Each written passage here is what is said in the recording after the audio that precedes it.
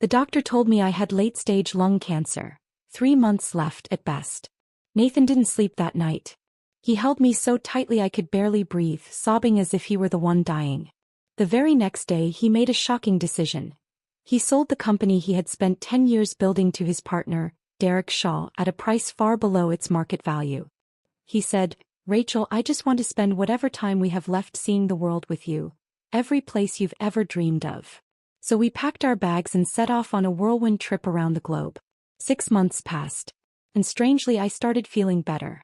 Day by day my strength returned. Then one afternoon while organizing files on Nathan's laptop, I stumbled upon an email.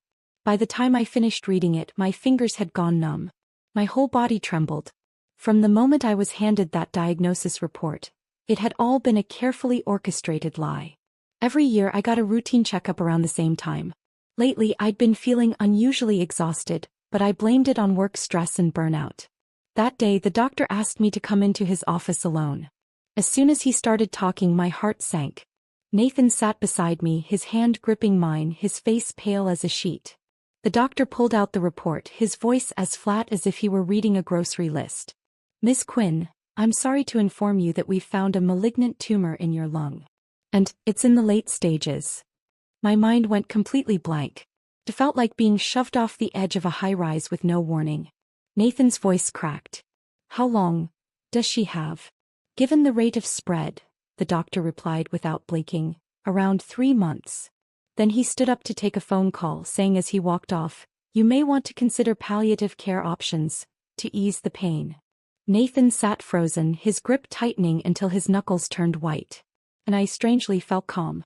Like I was just an audience member watching someone else's tragedy unfold on stage. 3 months. 90 days. That was all I had left. On the drive home, Nathan didn't say a single word. His hands on the steering wheel looked rigid, like they'd been carved from stone. When we got back he wrapped his arms around me and broke down. His tears soaked into my shoulder as he choked out, "Rachel, you're going to be okay. We'll go to the Mayo Clinic, Zurich, anywhere, any place that might help." I stroked his back, whispering, "We all live. We all die. I've made my peace with that." But I hadn't. I was only 40. That night I woke up early. Nathan was out on the balcony smoking. The moonlight cast a pale glow on him, making him look like a lost little boy. A week later he took my hand and said he'd made up his mind. He was selling the company and taking me around the world. I was stunned. That company had been his life. Originally his father's, yes, but Nathan had poured a decade of his soul into it. It was recently valued at over $10 million. "You're out of your mind. You can't do that. We can make more money. But if I lose you, I won't want to go on." He kissed my forehead gently. "Rachel, I just want to see the world with you. See you smile. See you alive." I broke down. I never imagined he'd give up everything just to be by my side. But I still shook my head. "We can travel. But not like this. You can't throw away everything you've built. That's your dream." He pulled me close and whispered, "I've already missed too much. I can rebuild a company. I can't get back a single minute we lose." And just like that he called his longtime business partner, Derek Shaw. Everything happened faster than I could have imagined. Nathan sold his shares in the company for $8 million, despite it being valued at well over 10. I nearly lost it. "You got swindled. Derek's robbing you blind." But Nathan just looked at me calmly. At least he was willing to take it over so quickly. What matters now isn't the money. It's getting on the road right now. 3 days later the deal closed. Nathan walked away with a full case of cash. I'll never forget the look on Derek's face that day. So smug, like he'd just pulled off the deal of the century. And in Nathan's eyes? A quiet kind of peace, like he'd finally let go. In the Maldives, we lay side by side on a hammock strung between 2 palms. The sun warmed our faces, the breeze played through our hair. The sky looked edited, so blue it was surreal. The water was clear enough to see the white sand beneath. Nathan leaned in and whispered, "Look at this ocean. It's so beautiful it makes everything else worth leaving behind." He'd planned an extravagant route across the globe. The Maldives, Paris, Rome, Barcelona, Istanbul, Bangkok. At every stop he booked the best hotels, hunted down local food, sometimes even from street vendors. He made every moment feel like a gift. What stuck with me most? Every single day without fail he handed me a small white pill. "This is a special treatment from Switzerland," he told me. "It's experimental, but many late-stage patients have extended their lives with it. We have to try." I didn't ask many questions. When you believe you're dying, even a sugar pill can feel like salvation. And strangely, my body began to respond. That constant heavy fatigue started to lift. I felt stronger. I even managed to hike up the Eiffel Tower in Paris. Nathan and I stood at the top, watching the city lights flicker like stars scattered across the earth. But one day in Paris, I suddenly coughed up blood at a small walk-in clinic. Nathan panicked. Within the hour, he'd arranged for a top-tier private hospital. The French doctor stared at my CT scans, frowning. Then slowly he asked, "Are you sure these belong to you?" I thought it was a translation issue and didn't pay much attention. When the final report came back, he told us it was just a case of pneumonia, paired with severe fatigue. Nothing life-threatening. Just rest and recovery. Nathan went still as the translator repeated the diagnosis. His face went pale for a few seconds. I touched his arm gently. "What's wrong?" He smiled almost too quickly. "Nothing. Probably a mix-up in translation. What matters is, you're feeling better, right?" That night, I woke up early and found the bed beside me empty. I instinctively wrapped myself in a coat and stepped out onto the balcony. There he was, talking quietly on the phone, voice low and tense. "What do you mean the drug was only supposed to hold for 6 months? It's breaking down after 3. Fine. I'll increase the dosage. But she can't find out. She must not know." My stomach dropped. He turned around and saw me. Panic flashed in his eyes. He hung up immediately. "Rachel, you're up already? Were you on the phone?" "Just old business stuff. The company handover's not fully settled." He walked over and pulled me into his arms. "You should be resting, love. Don't worry." I nodded, saying nothing more. But something inside me had shifted. A quiet dread crept in, cold and slow, wrapping itself around my heart. I couldn't name it yet, but something was deeply wrong. The next day we flew to Rome. While dining at a rustic old restaurant, we unexpectedly ran into Derek Shaw. He froze for a second, visibly surprised, then quickly plastered on a dazzling smile oozing charm. "What are the odds?" he beamed. "I'm in town for an investment conference. Small world, huh?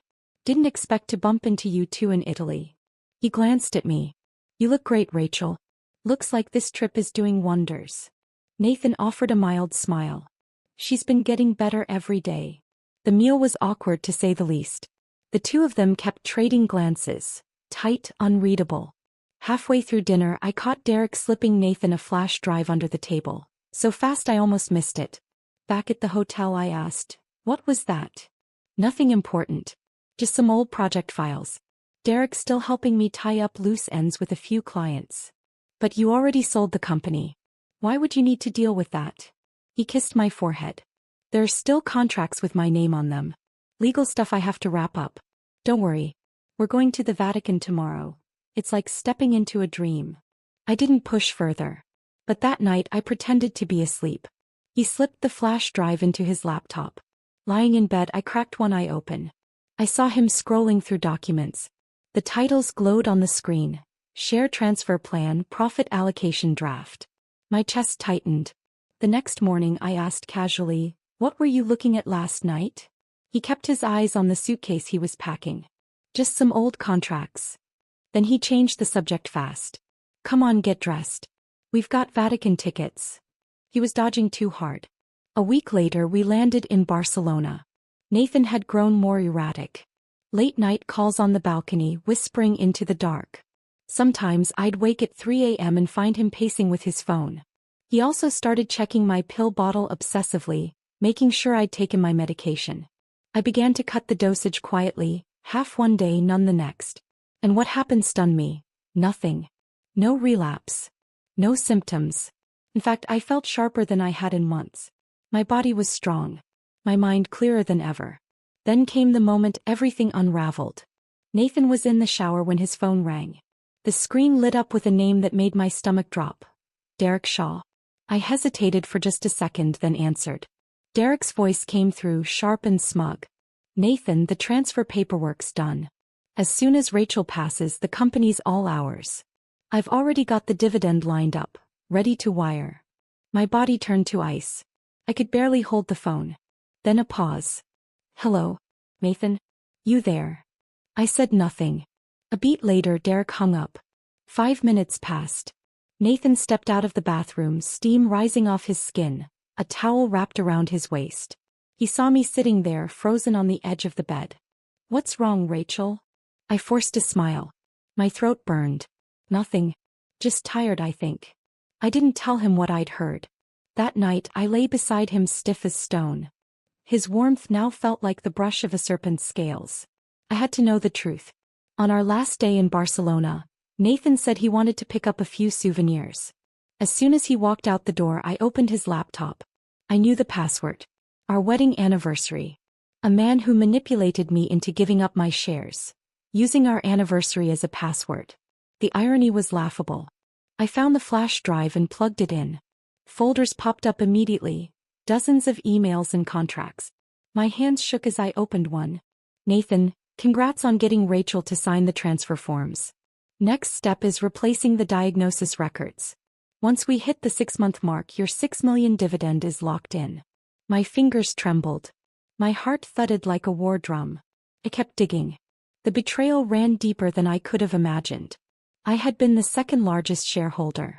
Even as his wife, Nathan had no legal right to touch my shares. So he and Derek found a doctor to forge a terminal cancer diagnosis. They crafted a lie so perfect it pushed me to the edge of death. Emotionally, mentally. The so-called Swiss miracle drug was nothing but vitamin pills laced with sedatives. A way to dull my awareness, erode my will, and coax me into gracefully handing over everything. But the worst part? They never meant for me to die. If I made a miraculous recovery, they'd retain all my shares. Then split the secret dividends under the radar. Derek, having acquired a $10 million company for 8, would pocket millions without lifting a finger. I reached the last email. My stomach churned so hard I nearly vomited. 10 years of marriage. A decade of trust. It had all been a setup. I forced myself to stay calm. I snapped photos of every email and contract. Then I closed the files, ejected the drive, and rearranged everything exactly as I'd found it, like nothing ever happened. When Nathan returned, I was standing by the floor-to-ceiling window sipping coffee. Hey, sweetheart, he said gently. So, have you decided? Istanbul or Bangkok for our next stop? I turned and smiled at him, soft, natural, effortless. I was just thinking, I kind of miss home. Can we go back for a few days? Just to rest a bit. He blinked, clearly caught off guard. No. Why?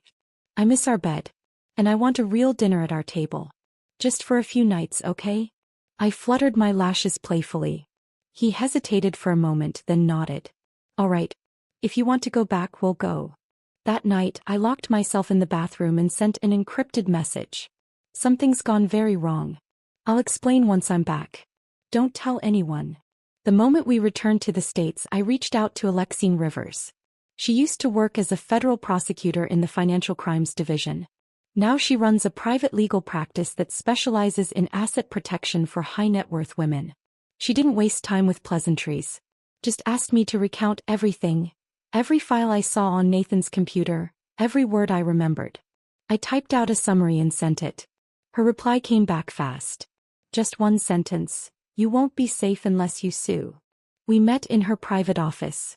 After reviewing all the materials, she closed her laptop with a quiet snap. You've got enough for a civil suit, she said, expression unreadable. But if you want him to go down hard, you'll need 2 things. Your original medical records and the identity of the doctor who diagnosed you. I nodded. I told her I'd find them. From a drawer, she pulled out a small voice recorder and a pinhole camera, handed them to me. Get him talking. Raw, direct. It's the only way it'll hold up. Nathan thought I was just trying to reclaim my rhythm now that I felt better. I played the part well. Shopping with him, eating out, browsing for new luggage. I even leaned on his shoulder during breaks, all warmth and ease. He let his guard down. I've been wondering, I said one afternoon, how did I recover so quickly? That medicine was that effective. Nathan paused, then smiled. The doctor I hired was one of our consultants. He designed a tailored treatment plan. Which hospital is he affiliated with? He's not in a hospital. He's an independent medical advisor. I nodded thoughtfully. I'd like to do another scan. Just to know for sure where I stand. Can you help me set up a meeting with him? You trust him so much, I'd like to hear it straight from him. He hesitated, then nodded. 3 days later I met the so-called doctor. He wore a white lab coat and greeted me inside a modest building labeled Clinical Research Center. His tone was cautious, overly precise. He kept repeating phrases like, "This treatment was based on your initial report, and the medication is an experimental compound, not yet FDA approved." He said they simply optimized the treatment environment. I smiled and asked, "So, did you personally diagnose my lung cancer?" He paused. "I only managed the medication. I didn't handle the initial diagnostics." "Are you a licensed physician?" Another pause. "I have extensive research experience." I pulled out my phone and opened the state medical board's website. His name appeared with a clear note beside it, "Unlicensed." His eyes darted away. "I'm afraid I can't disclose too much." I nodded like I didn't understand, just a curious patient. While he turned around to tidy some paperwork, I quietly snapped a photo of the name tag on his chest and the office plaque by the door. Dr. L. Myers, experimental consultant. That afternoon I delivered the photos and the recording to Alexine. She took one look and said calmly, "Good work. That's enough. The criminal case can move forward now." That evening Nathan sat on the couch watching the news, acting like everything was perfectly normal. I sat across from him, staring at the wine glass in his hand, watching the deep red swirl like something waiting to stain. "What's on your mind?" he asked. I smiled. Not too much. Not too little. I wasn't going to confront him yet. Bringing Nathan down wouldn't happen through rage or accusations. I needed signatures, transactions, a paper trail, each step clean, legal, and weaponized. So I said very little that night, because I had bigger moves to prepare. 2 mornings later, over breakfast, I spoke up. "I couldn't sleep last night. I kept thinking, since I'm getting better, maybe it's time we restructured our finances." Nathan lowered his coffee mug and looked at me. "What kind of restructuring?" "Well," I said lightly, "we never did finalize that post-nuptial agreement. And now with the company gone, it's mostly cash. I think it makes sense to consolidate, give ourselves a little security net. I'm not planning to die, but we should still be prepared for the unexpected." He paused, then said slowly, "Why now?" "I don't really see the point. I still have some money of my own," I said softly. "If something happened to me suddenly, I'd want it to go to you. That's all." I gave him a smile, carefully measured, just the right mix of warmth and trust. He wavered just as I expected. "All right. We can look into it. But let's use someone we know. I don't want outside lawyers involved." "No," I shook my head. "We'll use my attorney. I trust her. She's meticulous and represents my side." He clearly didn't like it, but after a beat he nodded. I called Alexine immediately. She understood the plan before I finished speaking. She personally drafted 2 documents, a memorandum consolidating our marital assets, and a secondary clause agreement outlining designated inheritance terms. Buried within was a crucial line. If either party is found guilty of fraud, the agreement is nullified and all assets frozen pending investigation. "If he signs this," Alexine told me, "we can freeze every one of his domestic accounts with a single filing. All you need to do is get his signature."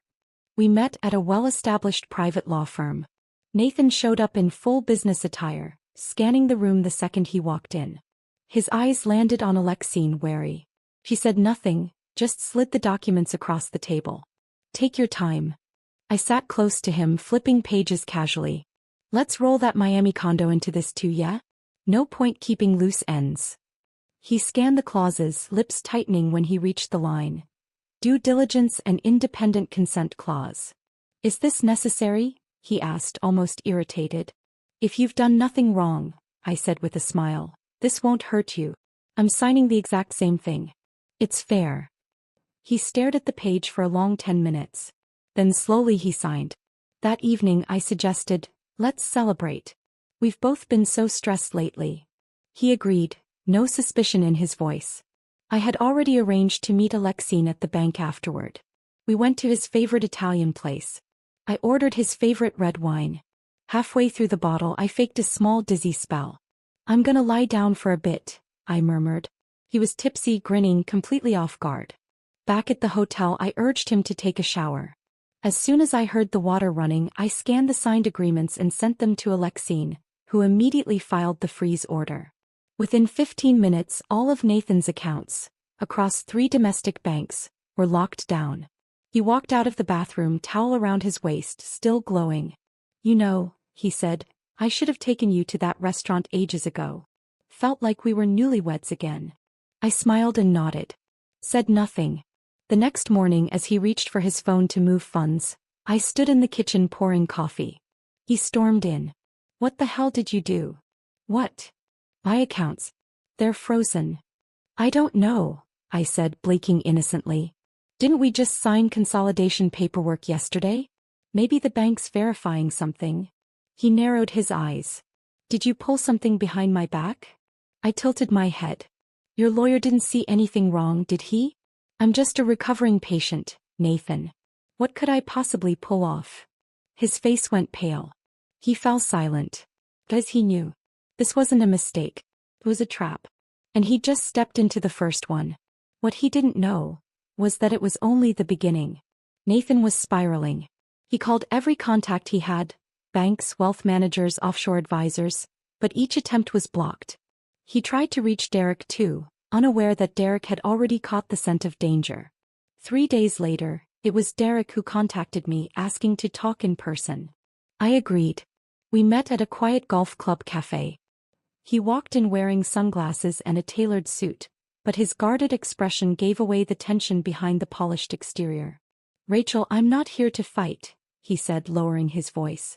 I think there's been some misunderstanding. There has, I replied calmly, lifting my coffee. I mistook the people around me for family. Turns out I was just a gateway to equity. He hesitated.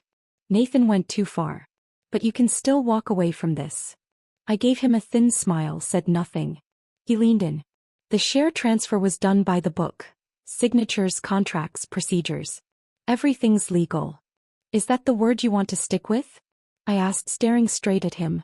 Because I've got your emails with Nathan, voice recordings, and a copy of your consulting contract with that so-called doctor.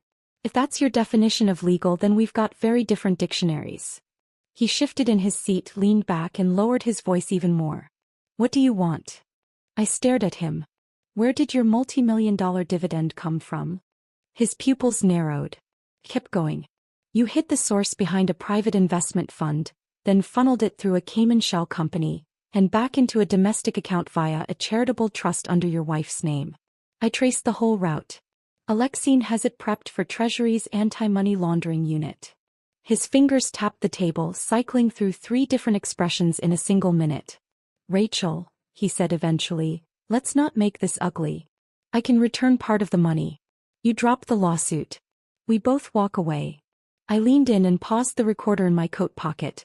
Derek, I said quietly, if you really didn't want things to get ugly, you wouldn't have looked for surveillance when you walked through the door. His face turned to stone. I stood. I don't want your money. I want your testimony. He clenched his jaw. That's blackmail. No, I said, it's leverage. Cooperate or enjoy prison. I gave him 48 hours. I took nothing with me, but the next morning Alexine received an anonymous email. It contained the first batch of wire transfer screenshots and, crucially, a scanned copy of a life insurance policy. That policy was the smoking gun. Nathan had taken out a high-value life insurance policy on me shortly after I was diagnosed. The beneficiary? Himself. The policy date was 1 week after the medical report. But the signature on the document wasn't mine. Alexine examined it and said just one thing. They played this dirty. We'll play it clean. That night, Nathan came home carrying takeout, looking worn down. You didn't tell me you were going out, I said. Had to take care of a few things. His voice was low. The bank says, maybe it was a system error. I nodded, pretending to accept the lie. He sat across from me, eyes darting, his words cautious. He was beginning to suspect, but he didn't know Derek had already flipped. And he had no idea that by morning, I'd be walking into court with everything I needed to file. That dinner would be his last taste of freedom. Nathan could sense it, his control slipping. So he started to rebuild a surface-level calm. He suggested dinners, long walks, even another relaxing getaway. I played along, smiling, nodding. Behind the scenes, Alexine's team worked overnight, assembling a devastating package. Forged medical records, insurance fraud, money laundering, conspiracy to defraud, unauthorized transfers, forged signatures, identity manipulation. 7 felony-level charges. Any one of them could ruin him. But we needed one more piece. The original handwriting sample for forensic comparison.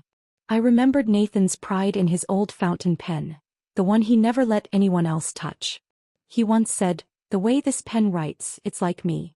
Unmistakable." So I baited him. "That life insurance policy," I said casually, "wasn't that supposed to have my signature?" "Funny, I don't remember signing it." He paused. "You were sick. I signed for you. But you said it was okay." I said it was okay? I laughed softly. I barely knew what pills I was taking. He didn't respond, just changed the subject. That night when he was asleep, I searched his office. The pen was in the bookshelf drawer, right where I remembered. I grabbed it along with several old verifiable signature samples and delivered them to Alexine. She got them to a forensic analyst that morning. By the next day we had our confirmation. The signature on the insurance policy was a traced forgery. Definitively not mine. After that day, Nathan stopped speaking to me. He grew restless, glued to his phone, pacing the kitchen late into the night, unable to sleep. By morning he had moved out. A week passed without seeing him. Then came the counterattack. Nathan called Alexine's firm, requesting a private meeting. The receptionist blocked him cold. After that, he began leaking stories, claiming I was mentally unstable, had a history of psychiatric medication, suffered from paranoid delusions, and was now erratic from withdrawal. When the rumors reached me, I let out a bitter laugh. Of course. He was trying to shove me back into the role of the sick one. Alexine only said, "Perfect." He made his move. Time to show our hand. I texted Nathan just one line. "Let's talk." He replied quickly, suggesting we meet at the bar in an old downtown hotel. I arrived on the dot. He was already there, a drink in hand, expression composed, too composed. "Rachel," he began, "this doesn't have to go to court. We can settle this. Name your price." I didn't answer. Instead, I reached into my bag and pulled out 2 printed documents. The first was a copy of his life insurance policy, complete with the handwriting analysis results. The second was the anonymous transcript from Derek, in which he explicitly stated Nathan was the architect of the scheme, and he merely executed orders. Nathan's face darkened as he scanned the pages. He didn't touch them.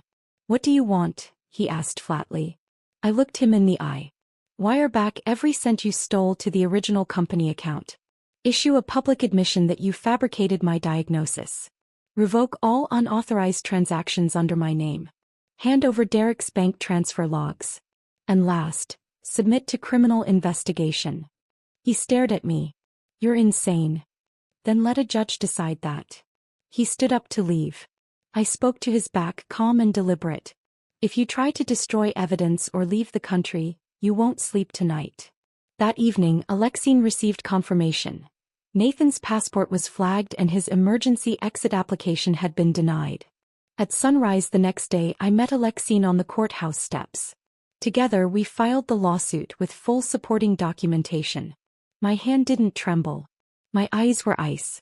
On the day of the hearing, Nathan showed up in a navy blue suit, stiff and tight-faced. He'd already cycled through 3 different legal teams, landing on the most expensive one he could find. They were hoping to stall, dilute, delay, anything to soften the blow. I sat across from him at the plaintiff's table, Alexine by my side, a thick stack of evidence in front of us. The first item entered into record, the handwriting expert's analysis. The witness took the stand and testified plainly. The signature on the life insurance policy does not match Ms. Quinn's known handwriting. Stroke patterns, pressure curves, angle of entry, all inconsistent. Preliminary conclusion: forged by imitation. Nathan's attorney immediately objected. She was under heavy medication at the time, he claimed. The signature may have been assisted while she was cognitively impaired. The judge frowned. "Is there a signed authorization document?" The lawyer paused. "No written consent, Your Honor." The defendant claims she gave verbal approval. Alexine stood smoothly. So we are to understand, she said, that the defendant unilaterally signed a $5 million life insurance policy, listing himself as the sole beneficiary, during a period when the plaintiff was heavily medicated, and did so without any written consent or record? Silence from the defense. Then came the second piece of evidence, the audio recordings. In court, 2 key clips were played. The first, Derek's voice at our golf club meeting. Nathan went too far. But you can still walk away. The second, a clip from Nathan and Derek's intercepted phone call. Once she's gone, the company's ours. The moment that line echoed through the courtroom speakers, Nathan's entire expression cracked. He turned toward me. And in that instant I saw it. Something inside him collapsed. Nathan's lawyer tried to have the recordings excluded, arguing they had been obtained without consent. But the judge ruled that as defensive evidence gathered under credible threat, the material was lawful and admissible. The recordings would stand as primary evidence in the trial. Then came Derek. The court had compelled his testimony.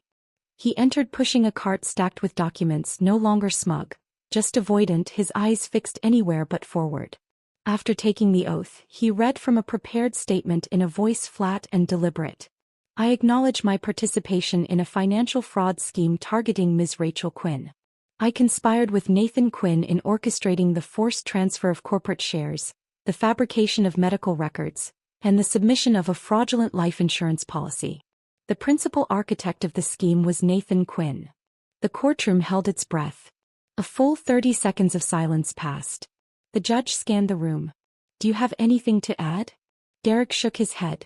In that moment, Nathan lost every remaining avenue of escape. During the recess, Nathan approached me in the courthouse corridor. He didn't speak at first, just stood there, deflated like a message in a bottle bobbing in the tide, unable to land. Then finally his voice came low and hollow. I'm sorry. I stopped and looked at him. This man who'd once taken me around the world while I believed I was dying, now standing with nothing left but his breath and a crumbling name. Are you sorry? I asked. Because you mean it or because it might shave time off your sentence? He opened his mouth but couldn't find words. You had your chance, I told him. That night in Paris I saw you smoking on the balcony and I believed you were scared of losing me. Now I know you were just afraid your payout wouldn't come through. I turned and walked away. I didn't look back. 2 weeks later the verdict came down. Nathan Quinn was found guilty of insurance fraud, document forgery, and conspiracy to misappropriate joint marital assets. He was sentenced to 6 years in prison, no parole, ordered to forfeit illicit gains and compensate damages to the plaintiff in full. Derek Shaw received a 3-year sentence, 2 years suspended. He was fined $1 million and barred from serving on any corporate board for 5 years. Alexine initiated the asset recovery process. The $8 million Nathan had moved was placed under court-supervised trust management. Remaining overseas accounts were frozen and pending investigation. The company was gone, but I had salvaged the core of what I'd built. That night there was no champagne, no quiet toast, no speeches. I went home alone. I locked away my passport, shut off my phone, burned the copy of the insurance contract. Then I sat in the living room until sunrise. The next morning I closed every joint account tied to Nathan.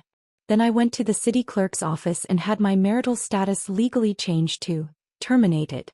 There was no press conference, no media interviews, no hashtags or comment sections to scroll through. But I did register new business. Not NQ Biotech. Not anything that sounded like a tech conglomerate. The name was simple, R41. I told Alexine, R is for Rachel. 41 was the lowest my body temperature dropped when I thought I was dying. Now I wake up every morning at 7. I'm at my desk by 8. No one here knows what I've survived. Before I sign any contract I read it 3 times.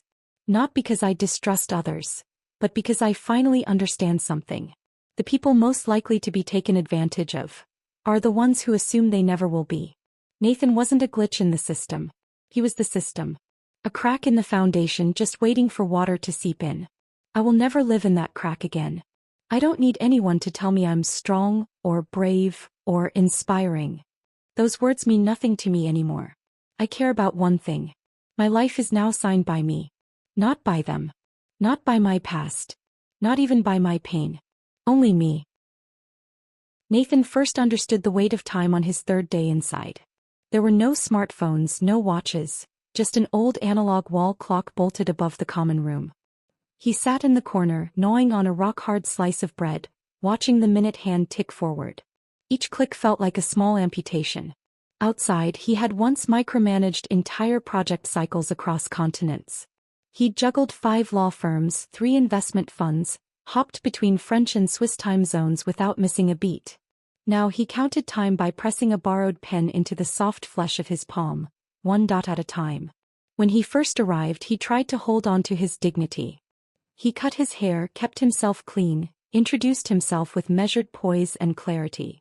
He thought that if he stayed composed and rational, the system would recognize him as a man of structure and self-discipline. That illusion lasted a week. 3 times in those 7 days, someone shoved his head into the communal sink, once for talking like a CO. So he learned. He learned to lower his eyes. To read a man's face before he opened his mouth. Eventually he learned to stop speaking altogether. Logic had no purchase here. This was a place of scent and stare, of tension in shoulders and the angle of a step. You knew who feared you, who didn't, and who wanted to crush you, before a single word passed between you. In the 3rd week after sentencing, they assigned him to the archive room, dusty stacks of old newspapers and case files. He resisted at first. But then he discovered it was the only place where no one tried to talk to him. So he stayed. Every day he unpacked old boxes. Civil mediations, custody disputes, bankruptcy filings. The kind of cases he once skimmed past, barely a flicker of attention. But the more he read, the more he understood. The world wasn't a game of winners and losers. Most people were just trying not to drown. He thought about Rachel. She wasn't a legal strategist. She didn't play markets or manipulate systems. But she was the kind of woman who, once she set her course, would march through ankle-deep mud until she made it out. He remembered the look on her face at the bank, the way she said, "Freeze his accounts." There wasn't an ounce of hesitation in her voice. She hadn't looked like the Rachel he remembered. He wondered, if that night on the balcony in Paris after his cigarette he had said one true thing, would the ending have been different? But deep down he knew. He hadn't wanted to save the marriage. He just hadn't expected Rachel to hit back. He especially hadn't expected her to strike harder, cleaner, and faster than he ever had. He tried to write to her. 6 drafts. He tore up 5. The last one was just 4 lines. No apology. Just this. I don't need your forgiveness. I just want you to know I see you now. You're just as cold and calculating as I ever was. The letter came back unopened. The prison mailroom clerk told him the recipient had filed a no-contact request. He laughed. Of course she had. That was Rachel's style. She didn't throw down final cards. She didn't give you exits or stage cues. She didn't seek revenge. She just walked off stage and locked the script behind her. After that, Nathan stopped trying to reach anyone. When his lawyer came to discuss appeal options, Nathan only asked one thing. Can you shorten my term by transferring me out of state? The lawyer looked confused. Why? Nathan said, because this place is too close to her. On the other side of it all was Derek. He had thought he'd get off easy. Or, at the very least, he'd finesse things the way he always had, behind closed doors with whispered deals and handshake settlements. He never expected Rachel to walk his name straight into a federal investigation. And he definitely didn't expect Nathan to throw him under the bus in open court. After the conviction, he didn't go to prison. But he lost nearly everything else. By court order, he was barred from holding any executive role for 5 years. The investors who used to slap his back and toast his deals now wouldn't even return his texts. He moved out of his gated villa and into a furnished short-term apartment. To pay off the penalties and taxes from unsealed accounts, he was forced to liquidate every asset with resale value. The Bentley was towed weeks ago. These days he rode a bike to the grocery store. But what hit hardest wasn't the financial collapse. It was the silence. The void of social currency.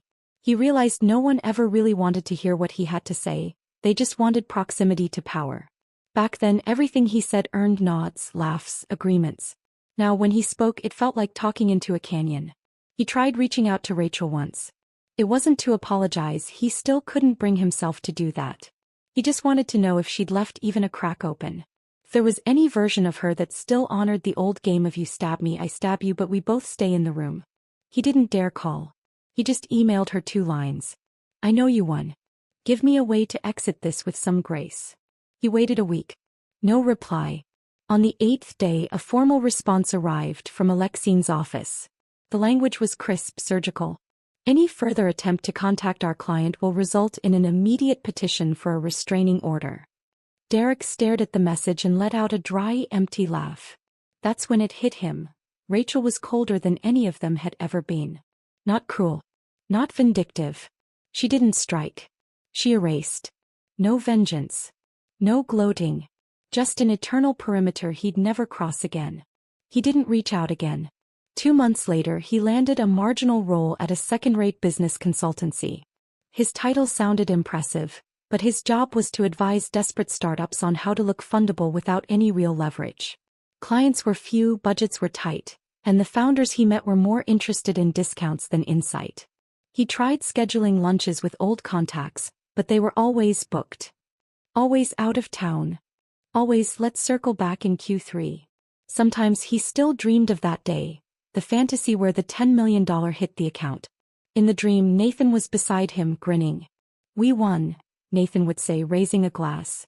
He always woke up mid-reach, fingers curled toward a bonus notification that would never arrive.